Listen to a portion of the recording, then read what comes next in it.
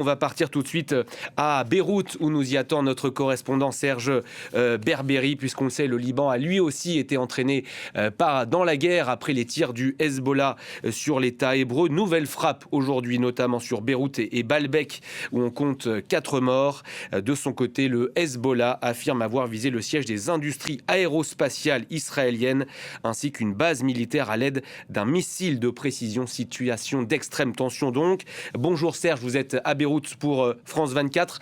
La capitale libanaise a donc été à nouveau bombardée par l'armée israélienne avec intensité.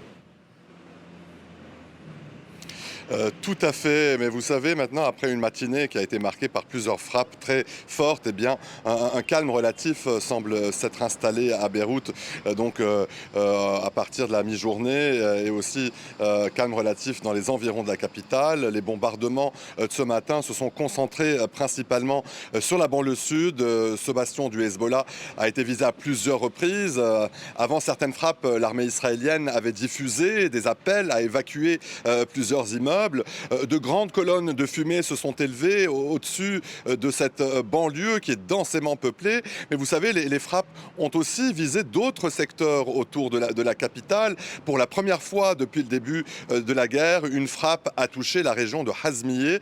C'est une banlieue chrétienne située près du palais présidentiel et aussi située aussi à côté de plusieurs missions diplomatiques, des ambassades. Un hôtel a été visé. On ne sait toujours pas quelle était la cible précise de cette attaque. Plus au sud de Beyrouth aussi, d'autres frappes ont également touché des zones résidentielles qui ne font pas partie des bastions traditionnels du Hezbollah. Dans le même temps, une autre source de panique, vous savez, s'est propagée très rapidement dans plusieurs régions du Liban. Des habitants disent avoir reçu des appels téléphoniques enregistrés et des appels qui leur demandaient d'évacuer leurs immeubles. Les autorités relativisent pour le moment. Vous savez, ce phénomène avait déjà été très répandu pendant la guerre de l'automne 2024. Dans la plupart des cas, vous savez, il s'agit de fausses alertes,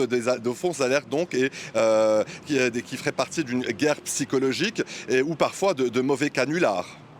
On l'a appris également, Serge, l'armée israélienne a pénétré à Kiyam. C'est un village libanais situé à environ 6 km de la frontière.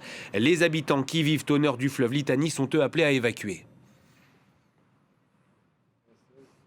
Tout à fait, la situation reste particulièrement tendue. Vous savez, dans le sud du Liban, Israël a ordonné l'évacuation d'une vaste zone située entre la frontière israélienne et le fleuve Litani. Un ordre qui concerne des dizaines de localités dans cette région. Vous savez, parallèlement, les frappes aériennes aussi, elles se poursuivent dans plusieurs secteurs du sud. Et selon l'agence de presse officielle libanaise, eh bien, des troupes israéliennes auraient pénétré dans la localité de Khiam. C'est à environ 6 km de la frontière, de la ligne bleue. Tsahal indique avoir lancé des opérations terrestres dans la zone frontalière. Et en face, le Hezbollah, lui, poursuit ses attaques. Le mouvement chiite affirme avoir mené plusieurs frappes contre le nord d'Israël. Et c'est dans ce contexte, justement, de tension que l'armée libanaise, elle, a renforcé aujourd'hui ses contrôles, notamment sur la nationale en direction du sud du Liban. Les soldats contrôlent les identités des passagers et contrôlent aussi le contenu des véhicules. Selon des sources sécuritaires, plusieurs personnes auraient été arrêtées et des patrouilles de l'armée ont découvert et saisi plusieurs rampes de lancement de roquettes dans différentes localités du sud du Liban. Ces mesures, vous le savez, je vous le rappelle, elles s'inscrivent dans la décision du gouvernement d'interdire toute activité militaire du Hezbollah en dehors du cadre de l'État.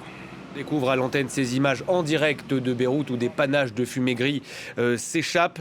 C'est aussi l'une des grandes questions, Serge. Est-ce qu'il n'y a pas aussi un ras-le-bol de la population libanaise après cette énième guerre avec Israël, guerre dans laquelle a été entraîné le pays après les tirs du Hezbollah sur l'État hébreu? Bien, vous savez, c'est une colère inhabituelle aujourd'hui qui commence à viser directement le Hezbollah. Depuis le début de cette nouvelle guerre, beaucoup de Libanais expriment leur exaspération. Exaspération face au bombardement, exaspération aussi face à l'instabilité et surtout face à une question qui revient partout. Qui décide de la guerre au Liban? Eh bien, pour ses détracteurs, le Hezbollah agit depuis longtemps comme un État dans l'État. Et aujourd'hui, certains estiment que le pays paient donc le prix d'une décision qui ne relève pas des institutions officielles. Ils accusent l'Iran d'avoir ordonné au Hezbollah d'entrer en guerre. Dans les cafés, dans les rues et surtout sur les réseaux sociaux, les critiques se multiplient. Et vous savez, ce qui frappe le plus, c'est que ces critiques ne viennent plus seulement des milieux traditionnellement opposés au Hezbollah. Des voix s'élèvent aussi dans la communauté chiite. C'est un phénomène rare. Dans certaines localités du sud Liban ou même dans la banlieue sud ici, des habitants disent qu'ils ne veulent plus revivre donc, les destructions de la guerre de 2024. D'autres accusent aussi le Hezbollah d'avoir entraîné le Liban dans une confrontation donc régionale. Ces critiques s'expriment aussi anonymement parfois sur Internet, vous le savez, par peur, crainte de représailles. Mais ces critiques apparaissent aussi de plus en plus dans des discussions publiques. Cela ne signifie pas pour autant que le Hezbollah a perdu tous ses soutiens, mais une partie importante de la communauté chiite, elle continue aussi de défendre la logique de résistance face à Israël. Mais le soutien inconditionnel, lui, semble moins solide qu'auparavant. Et dans les discussions aujourd'hui au Liban, on entend souvent la même phrase, on n'en peut plus. Merci beaucoup.